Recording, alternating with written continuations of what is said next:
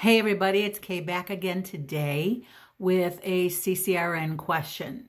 One of the things I want to bring up, because I don't want to forget it, is this Wednesday, July 16th at noon Central Time. I am going to have a 1-hour Zoom webinar on how to identify acute ischemia, injury, and infarct patterns on the 12-lead EKG.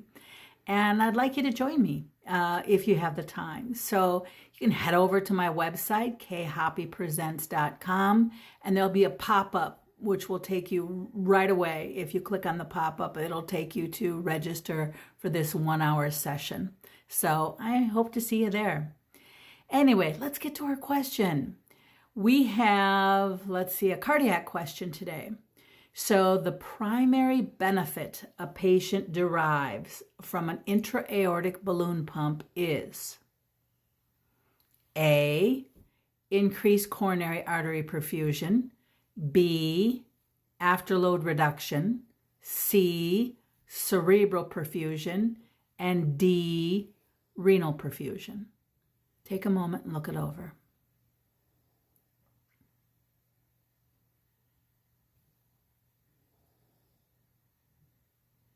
All right, let's discuss a little bit before we hop into the answer. I do get a lot of people that have a fair amount of freakage over the intra-aortic balloon pump thinking, oh my gosh, I want to sit for my CCRN, but I work for a small community hospital. We don't do balloon pumping. Is there any way that I can pass this exam if I don't do very much balloon pumping? Of course, you absolutely can. There will be one, at most 2 questions on the CCRN exam having to do with balloon pumping. The AACN group really has pretty much put the balloon pump stuff in their cardiac medical certification, their CMC certification. I'm sure you would also find balloon related things in the CSC certification, but mostly the cardiac medical type of certification. So really on the CCRN exam, you will find 1 question. You will not find it, 1, maybe 2. You're not going to find it on the PCCN at all because it's a CCRN or critical care type of things. So you would only find it there. And what I need you to do is just think logically, okay? So if you have a balloon that is sitting in the descending thoracic aorta, and every time that balloon inflates, it displaces blood, right? Because the blood's got to move to get out of the way for, 40 cc's worth of helium inflating the balloon.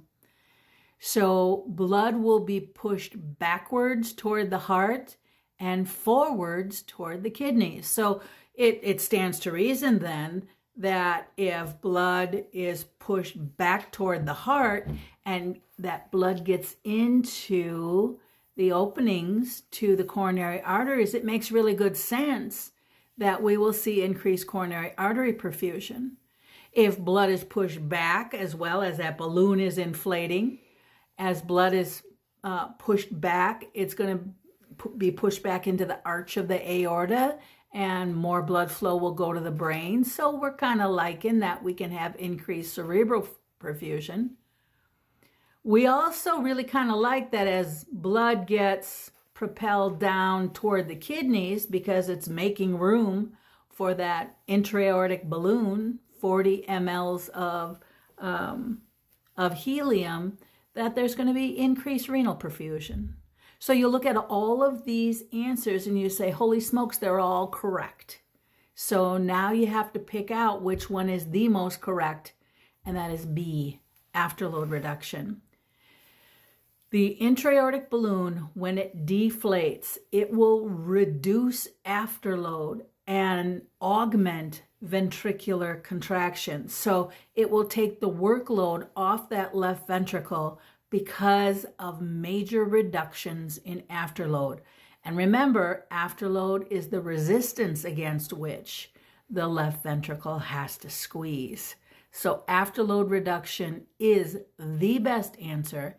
And this question is also asking about primary benefit.